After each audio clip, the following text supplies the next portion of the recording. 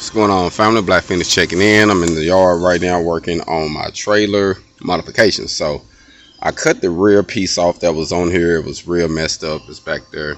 When I bought the trailer, it was real dented and messed up, but I really didn't need to fix it for what I was doing. Now that I'm gonna put a little stationary little gate on it, I needed to fix that area to actually get the gate on there right. So as you see, this piece that you see like bowed out, that's how bad it was bowed. So from here is good and that end is good, but that piece got pulled out. Looked like maybe a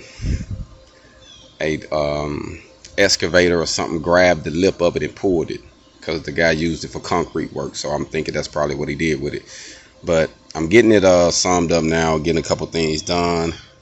Working on the gate, I actually finished doing some welding on it. I had a couple more pieces to weld, and now I'm gonna come over here and actually set it and start working on setting my hinges and getting this part down before I get my wood and start putting it in. So I'm doing everything I can to make sure I can kill several birds in one stone. I want to use this trailer to actually haul materials and also to do loads like trash loads, debris loads. When people renovating houses and stuff like that, I could actually drop this trailer off, let them load it up. I can come and dump it, come back and bring it, things like that. You know what I mean? I'm trying to figure out different ways to network what I do, and I think that it's very a good idea to utilize tools. Tools is a great way to build your income. So my goal is to build this one and get a couple more. So it's always to think double doors, like real estate.